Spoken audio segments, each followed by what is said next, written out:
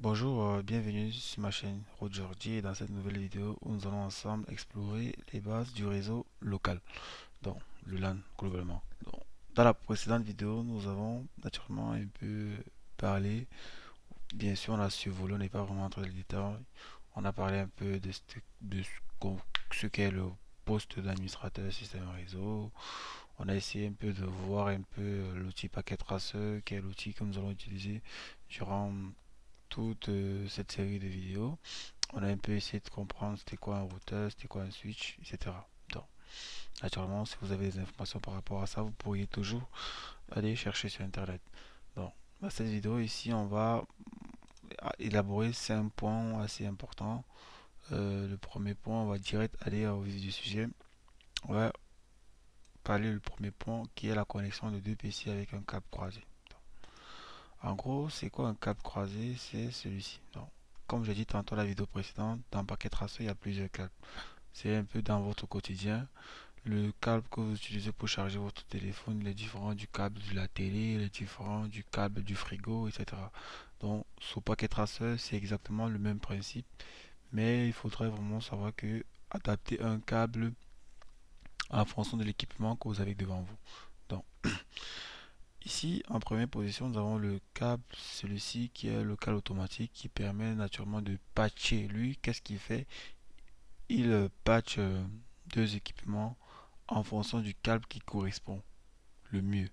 Donc, mais vraiment ça c'est travaillé de manière aléatoire, mais ici en travers le paquet traction, on va apprendre à adapter les configurations au câble précis. Donc, on ne va pas utiliser des câbles aléatoires. À chaque équipement, on va faire correspondre un câble précis. Donc, ce que nous allons faire ici la première des fois, c'est connexion de deux PC avec un câble croisé. Donc, si nous venons dans nos outils ici, on a nos PC. Là, on a le PC là et on peut rajouter notre PC. Donc, le câble croisé, c'est celui-ci. Je pense que le crossover, c'est celui-ci. Donc, c'est le câble croisé. Lui nous permet de relier. Lorsqu'on clique dessus, on peut cliquer là, hop. Et là, on va prendre par exemple la face Ethernet 0 et on va cliquer sur l'autre PC. Bon. Là, lui, ce câble lui permet de connecter deux PC. C'est comme brancher deux ordinateurs face à face sans passer par une multiprise ou les relais. C'est vraiment genre prendre votre ordinateur, prendre notre ordinateur et les brancher à deux. Donc, c'est juste ça, c'est à ça que sert ce câble. Techniquement, à ce stade, on pourrait vérifier pour essayer de savoir ce qui se passe, essayer de chipoter à l'intérieur, mais vraiment, on va rester là. Donc, à ce stade, techniquement, pour nous, c'est bon. Maintenant, ce que vous devez aussi savoir, c'est que dans Packet Tracer, généralement, lorsque vous auriez des lumières vertes qui apparaissent lorsque vous reliez deux équipements, ça veut dire que techniquement, les deux équipements sont connectés. Ça n'implique pas forcément que le trafic est correct ou la configuration est bonne, mais c'est quand même une lueur d'espoir pour faire savoir qu'effectivement vous êtes dans le bon chemin et que les équipements, peut-être il manque juste un petit réglage, vous avez oublié de faire quelque chose, mais lorsque vous avez deux équipements qui sont connectés et que la lumière est verte à gauche et à droite de l'équipement, c'est une bonne chose. Donc, si par exemple on prend le choix peut-être d'un PC par exemple qu'on va mettre là et qu'on essaie de le communiquer avec par exemple un routeur et qu'on rajoute un câble, vous allez vous rendre compte que là effectivement il y a un câble qui a été rajouté mais la lumière elle est rouge. Elle est rouge parce que à la base le PC peut pas être il peut pas être relié au routeur sans configuration de base. Donc là le rouge c'est déjà pour vous alarmer, vous faire savoir que c'est impératif de devoir checker les configurations et savoir s'il faut modifier ou s'il faut faire quoi que ce soit. Mais déjà là, ça ne marche pas. Donc il y a des configurations à faire pour que les deux puissent être verts. Donc ça déjà c'est un point de départ assez solide pour vous permettre de pouvoir naturellement débugger lorsque vous allez trouver par exemple des pannes dans les configurations. Donc le premier point il est fait. Maintenant le deuxième point c'est la connexion via un switch. Donc nous allons donc communiquer connecter notre PC avec un switch. Donc les switches sont juste là. Si vous arrivez là, vous avez les routeurs, vous avez les switches, vous avez les hubs, vous avez tout ce qui est objet connecté. Bon, le switch il est juste là. On va prendre le switch au choix. On prend par exemple celui-ci. Donc là, on va essayer de mettre un câble pour connecter le PC au switch. hop là, IRAP. The cable cannot be connected to that port. Donc, IRAP, pourquoi? Parce qu'effectivement, ici, c'est dommage, mais sur Packet Tracer, les PC n'ont qu'une seule carte réseau. Donc, là, on a déjà utilisé la première carte réseau pour connecter à ce PC. Donc, il ne reste plus de carte réseau qui permet d'établir une connexion avec le switch. Du coup, si on veut pouvoir faire en sorte que ce PC puisse être connecté à ce switch, il faudrait supprimer cette connexion-là. Donc, sachez très bien que dans Packet Tracer, les ordinateurs, généralement, ils ont toujours une seule carte de réseau. Vous pourrez toujours vérifier si c'est possible d'activer une deuxième carte réseau, mais on va toujours travailler avec l'optique que l'ordinateur il a une seule carte réseau. Et c'est même assez standard.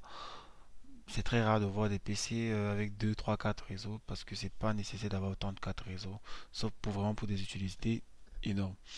Donc, généralement pour les configurations avec le switch, on va utiliser ce câble qu'on peut prendre là. Donc, ici, il faudrait savoir que toutes les connexions qui sortent du PC vont toujours sortir en face Ethernet. Donc, on sort en face Ethernet et on va vers le switch. Et le switch, il y en a plusieurs cartes. On va choisir peut-être la face Ethernet ou la carte Giga. On prendra peut-être la carte face Ethernet et là, la connexion est établie. Donc, là, vous vous rendez compte, encore ici, c'est pareil. On a la lumière verte d'un côté, on a la lumière orange. Cela signifie que, effectivement, là, il y a un manquement de connexion qui est en attente de quelque chose. Ça ne marche pas. Donc, si on essaie de parcourir le switch, on va essayer de voir ici qu'on peut configurer chacune de ces interfaces de manière graphique. Le switch est aussi doté aussi d'un CLI qui est là, qu'on peut par exemple l'appeler.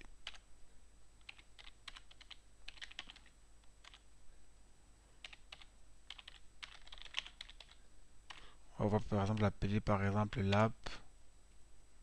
J'ai raté la config, c'est hostname. Voilà. Dans notre switch s'appelle par exemple lab. Donc là, on a notre config de notre switch. Donc, le PC, il est configuré au switch. Donc, maintenant, pour pouvoir manager le switch, on peut cliquer dessus et aller manager le switch. Là, on peut aller manager le switch.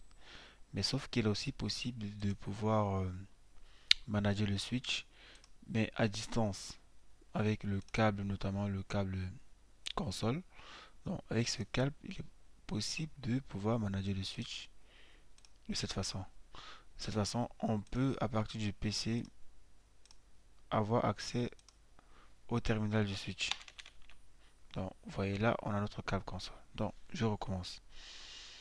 Lorsque le PC il est configuré avec un équipement, par exemple un switch ou un routeur, il y a deux façons d'administrer ça. Donc, on peut administrer le switch directement en venant dans son interface. Par exemple, si je viens là dans l'app, que je change par exemple le hostname, je mettrai par exemple, je vais peut-être l'appeler switch LLLL, je vais l'appeler un nom comme ça. Là, il a changé de nom. Vous voyez que pour administrer le switch, on peut naturellement l'administrer depuis son interface personnelle. Sauf que les PC, eux aussi, ont la capacité d'administrer le switch à distance avec un câble console. Donc, une fois que le câble console il est établi, on peut venir dans le terminal et on se rend compte que notre switch il est aussi accessible depuis le terminal et c'est le même switch. Donc, pour cette partie, je pense que connexion via un switch, techniquement, on peut dire qu'on a fait le tour en fait par rapport à ça. Maintenant, on va passer à la configuration des IP. Donc, déjà le switch il prend pas d'IP. Donc, pour un début, on va partir sur cette lancée où le switch prend pas d'IP. Avec les VLAN, on va apprendre à mettre en place des IP sur le switch, mais ça sera pour plus tard. Donc, les configurations d'IP qu'on va faire au départ, ce sera les configurations qui concernent uniquement les routeurs ou les PC. Donc, le PC ici, par défaut, je le configure toujours en manière graphique. Donc, là, nous sommes ici, configuration des adresses IP. Donc, déjà, il faudrait savoir que pour que deux PC puissent communiquer sur un réseau, ils doivent avoir une adresse IP. Ils doivent être dans le même réseau. En mettant ça comme ça, hop, j'ai PC3, PC4, on peut configurer les IP ici directement. Au niveau des IP, on peut mettre par exemple IPv4, là c'est en statique. On peut le mettre là 192.168.100.1. Le masque il est déjà à 255. Et l'autre PC, pareil, on peut aussi le mettre en 192.168.100.2. Hop, pareil. Donc, maintenant, comment savoir si le PC il a été correctement configuré? Il faudrait venir là au niveau du prompt et utiliser l'invite commande de ipconfig. Et là, on a l'IP de notre PC de gauche. Et en faisant là, hop,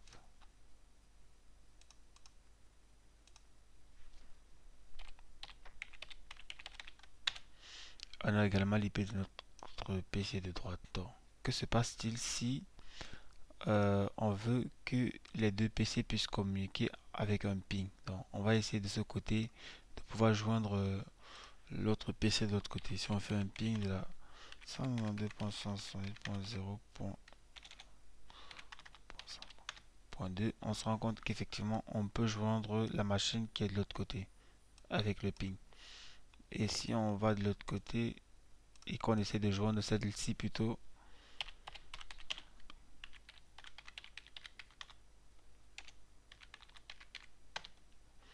effectivement on peut joindre aussi l'autre machine. Donc avec le câble, cette machine peut joindre l'autre machine et l'autre machine peut joindre l'autre machine. Donc, ça c'est la méthode 1 pour pouvoir tester le ping. Il existe aussi une autre méthode qui est celle-ci avec des enveloppes. Il suffit juste de mettre une enveloppe là et de mettre une autre là et de voir si en simulant les si l'enveloppe part d'un point A vers un point B et vice versa. Une fois que la simulation elle est faite, on clique sur simulation et on a juste à mettre sur play et on voit très bien que là l'enveloppe part du PC3 vers le PC4 et puis elle repart du PC4 vers le PC3. Donc techniquement ça voudrait simplement dire que le ping fonctionne très bien et que les deux équipements arrivent à connecter. Donc, cette stratégie, on va beaucoup l'utiliser lorsqu'on fera des configurations un peu avancées. On prendra une enveloppe, on mettra sur une machine qui est dans un réseau distant et on verra si l'enveloppe va circuler lentement, aller vers le réseau euh, distant voisin. Cette procédure aussi permet aussi de pouvoir suivre l'état d'avancement à l'instant T d'un paquet. Et de sorte que si par exemple deux équipements qui sont distants n'arrivent pas à communiquer, on saurait exactement à quel niveau le paquet s'est arrêté. Par exemple, s'il doit par exemple parcourir 10 routeurs et qu'il s'arrête par exemple au routeur 4, on saura que par exemple que le problème se situe au niveau du routeur 4. On va essayer de débugger pour trouver la solution au niveau du routeur 4. Donc, jusqu'ici, je pense que c'est assez correct. Euh, Au niveau des adresses IP, la test de connectivité avec le ping c'est fait. Et le module simulation également c'est aussi fait. Donc, techniquement, nous arrivons à la fin de cette vidéo. Donc, à partir de cette vidéo, nous avons appris à connecter deux PC, connecter un PC avec via un switch et aussi via un routeur. On a appris aussi à configurer des IP sur des PC. On a aussi appris aussi à tester le ping et on a aussi appris naturellement à utiliser le module simulation qui est un module très intéressant qui permet de pouvoir simuler les réseaux. Donc, dans les prochaines vidéos, on va naturellement parcourir un peu d'autres. Prochaine vidéo, nous allons parcourir la configuration des périphéries réseau. On va configurer un switch, on va configurer un routeur, on mettra des passerelles par défaut, on mettra aussi des VLAN, on verra un peu, on va essayer de faire un peu des choses un peu plus intéressantes dans la prochaine vidéo qui voilà, nous voilà arrivés à la fin de cette vidéo. Merci de m'avoir écouté. N'hésitez pas à vous abonner, à mettre des commentaires et à activer la cloche de notification pour ne pas rater une seule vidéo par rapport aux bases de la configuration de réseau.